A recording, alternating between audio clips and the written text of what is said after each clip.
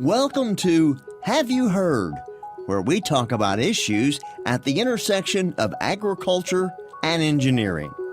Let's get started. Here are your hosts, Morgan Hayes and Josh Jackson.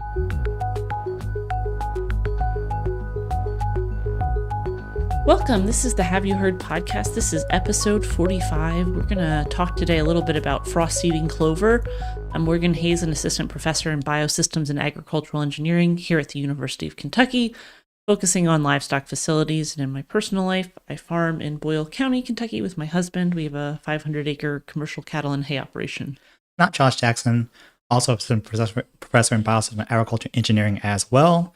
And I farm in Mercer County, where my family and I raise registered Angus cattle and also focus some on goat production. Okay, Josh.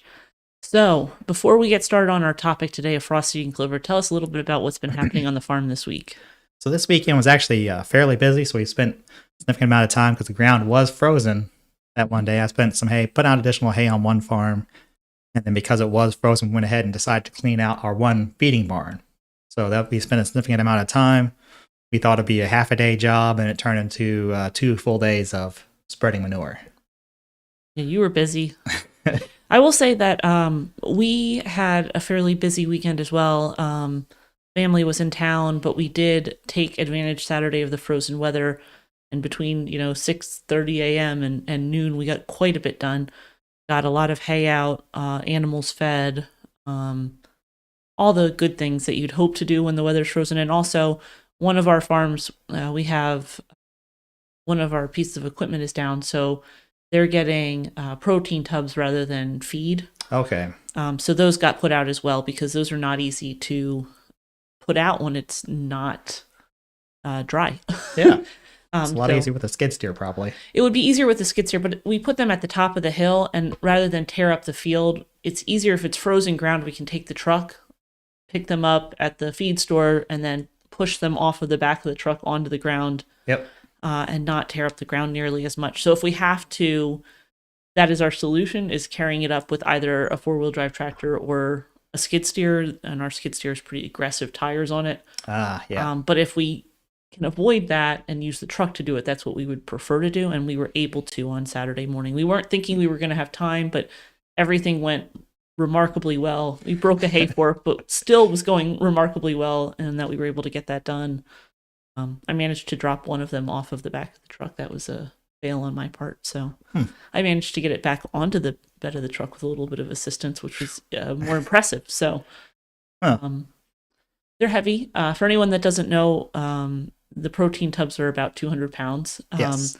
I don't pick it up by myself. I'll be very honest about that. It's not possible. I rolled it up. Anyway, I got it.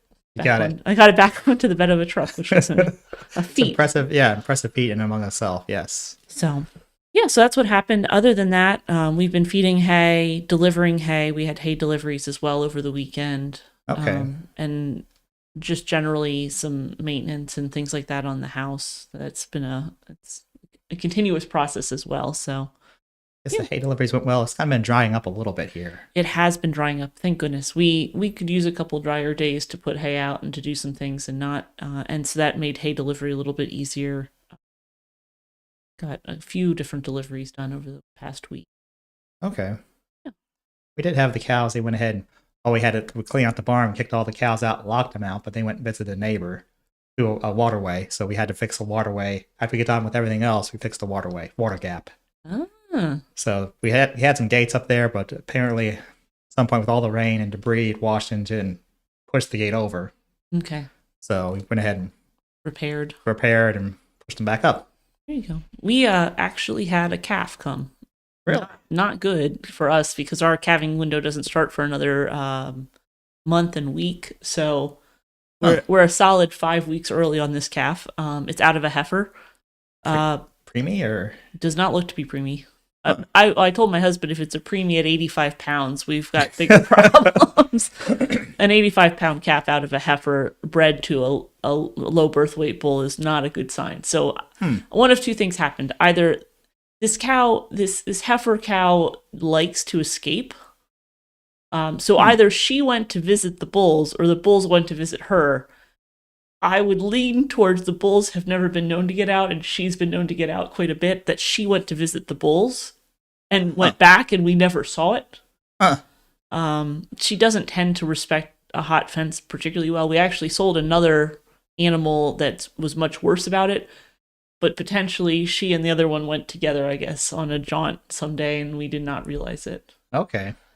Also, that means we are not sure exactly who the father is, because it was not in our breeding group in our breeding season. So there were multiple bulls together in between the two breeding seasons. So that's not ideal either. However, she had the calf without problem. She's nursing it fine.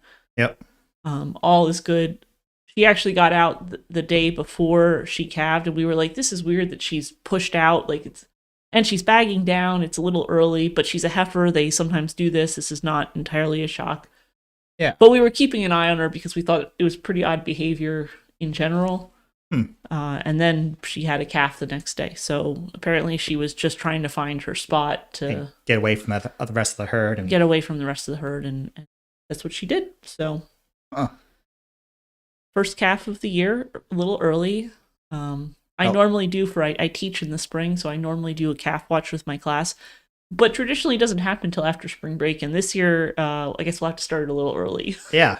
Just keep an eye out. So it's always an interesting factor. You never know. I mean, you would hope you would know. You're trying to control these things, but I mean, things do happen. And the fact that we didn't know that this happened is even more amazing, actually.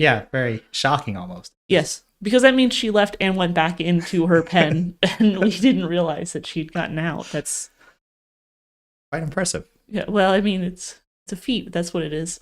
So, I mean, we knew that they were trying to get out under a hot wire through exactly what you were talking about, through a waterway, and that they were going under an electric fence in one spot. But there were still 2 more fields to where the bulls were. So I'm actually a little surprised, because there was a pretty significant space between the bulls and the heifers prior to the breeding season. So she was a little bit more adventurous than I even thought she was. So that was our week on the farm. Lots of surprises. But at least the weather's been surprisingly warm. It's been warm. Today we're getting a little bit of rain, but it looks like it's not going to be so aggressive as to make the ground super wet. We should be manageable for the next couple days, hopefully, on feeding hay and such. So okay, I think that's promising, at least. Yeah, so. We had just had, it's just past Groundhog's Day, and I talked to Matt Dixon. I was like, actually, the weather forecast looks like it's going to be warming trend. Well, isn't it something like the Puxatawny fill is only like 40% right or something like that? Something like that, yeah. So Matt says, trust your weatherman. as much as you can. Okay. I'll take that with a grain of salt, but Matt's probably listening. You're welcome, Matt, that we're so supportive of you and all your efforts here in the department. Okay, so let's go on to our topic of today, which is frost-eating clover. And in theory, we had really nice weather for frost-eating clover because we had a good freeze this weekend.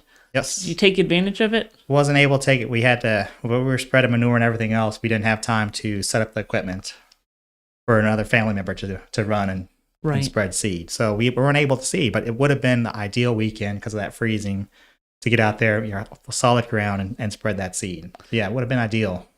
Yeah, we didn't either. And I don't know if that was a shame or not. For the most part, we've had pretty strong clover this past year with the drought.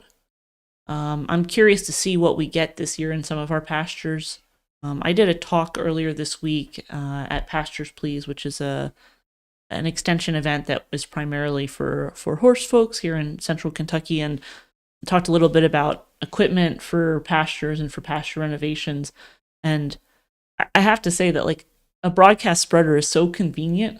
Yes. The demands that it has on equipment is pretty low. It seems like an obvious choice to broadcast, but this year I'm also not entirely sure what the weather's going to do. I think what's going to happen is it's wet enough and warm enough right now that stuff's going to come up, and I see it. I see my daffodils and similar early flowers are already, not just emerging, but they're 3-4 inches tall. And I am not expecting them to do well this year. I'm thinking that they're going to die They might flower and then die. It might actually be one of those years where it doesn't get cold again until after they've flowered. But I can't believe that we're not going to see any more cold weather this year. Yeah, we have like almost a March weather pattern almost, where it's just so warm, and you have warm days, so 60-ish, almost 50, 60s. And so it is fairly warm, and I think it's going to be trending that way. And so, ideally, we would like to spread seed this weekend, but I think we're still due a couple good freezes in my mind in March. Yeah, I think we might get another one too. Although, like you said, Matt Dixon has said that this month does not look to be a very cold February based on the projections. So I don't know how true that is, but I'm sort of anticipating that March is not also going to be completely warm, that there's going to have to be at least one more good cold snap in March, early April. My husband's birthday is always right around Derby Day, and that is another notorious time of the year where we tend to get one more bizarre weather pattern in late April, early May. But hopefully not hard freezes at that point in the year, although we've seen snow before at that point. So I would hesitate to guess.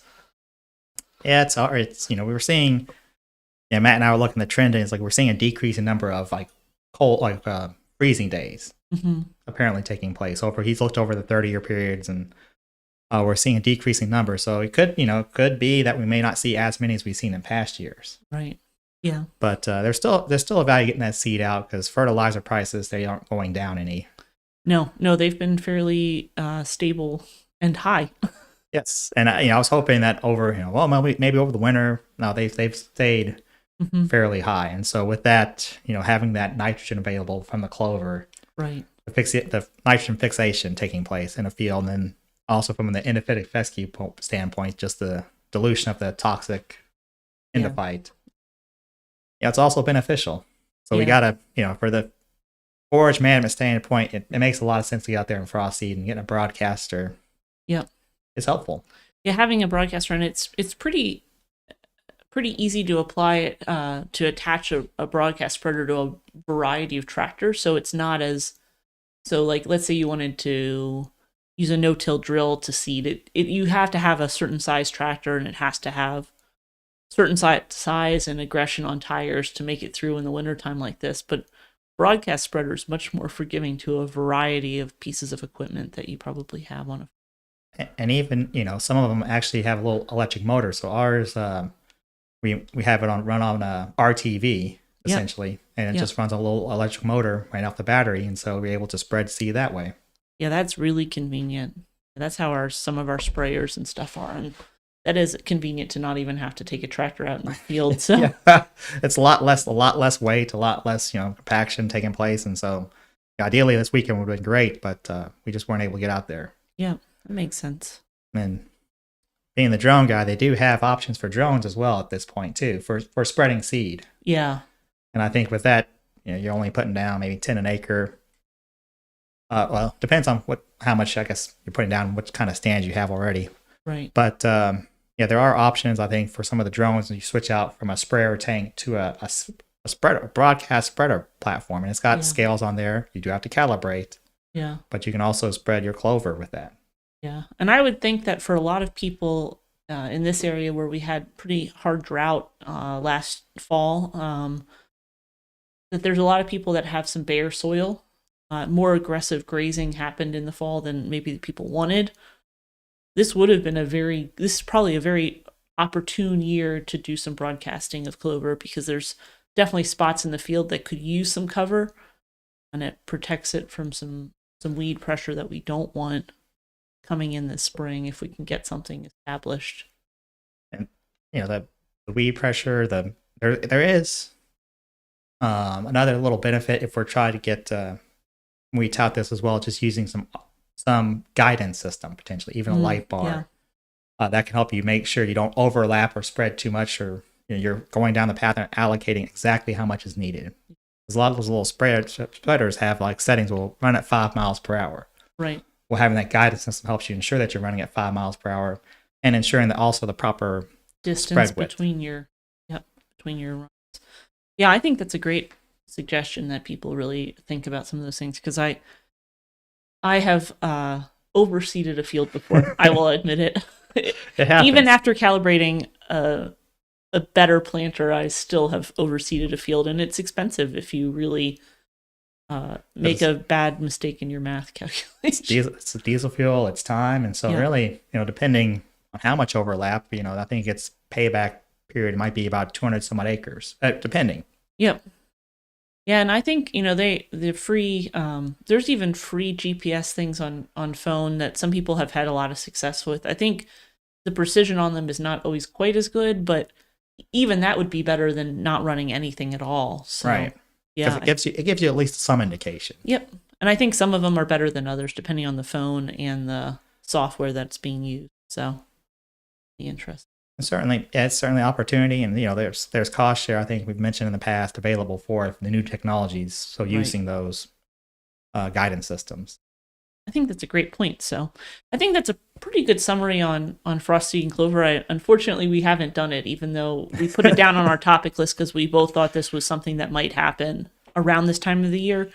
And the perfect weather for it this week. We just both missed the opportunity. So there's also perfect weather for other activities to take place on the farm. That's true. That frozen ground, you have to take advantage of it when it occurs. And we were out of hay at one of our farms, so that had to be the priority. So get more hay out. What's happening on the farm this next week? So this next week, we'll probably be still putting out hay, still working on equipment, trying to get everything running for the upcoming year. And then also getting ready for upcoming farm show. And then not on the farm, though, another opportunity, though, we do have our Kentucky Agricultural Training School is actually having a drone sprayer workshop. Oh, okay. It's going to be March 27th and the 29th. So that'll be led by BAE and the CAT School. So check out the Kentucky Agricultural Training School website for links. Cool. That's a pretty good idea. Yeah. And for us this next week, we're going to be putting out hay. Yeah. I mean, that's not really a surprise.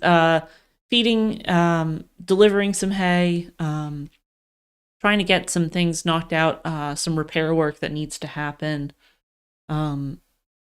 We're sort of figuring out, we've had a water tank that's been giving us a lot of fits. It's an older concrete tank and just getting deterioration. The ball system keeps breaking apart. We can't seem to get it to hold up well. A lot of, I guess it's not really rust, but just breakdown of the metal components in that system. So we're just figuring out what we're going to do with that tank here come spring. Also getting ready to probably hire some fencing done. Just time is a premium right now for us. And so to get some things done that we need to get done, we may hire some fencing. Aside from that, we just basic living right now. I know trying to survive. Yeah, we with the house fire, I know I've mentioned before, but the house is coming down this week, and so it's a tremendous amount more on top of a normal farm schedule. Is just figuring out where things are going, figuring out how things are getting thrown out, all of that. We're just working through a bunch of that stuff right now. So. Just logistics, essentially. Logistics. It's just a lot of logistics. And even with other people hired to do things like the tear down on the house, someone still needs to be around just to kind of figure out what's happening and make sure that it's being done appropriately, which is just more time that we don't really have currently. So we're working through all of that. Okay. It's just the challenges of being on the farm. Yeah, it is. It's just a busy period in life in general, and then on top of it, this has happened. So we're figuring it out, but slowly. Okay. Well, make it work. Yep. And so that's what's happening right now. We'll be back next week with another new podcast. Yep. And we will see you guys then. All right. Take care.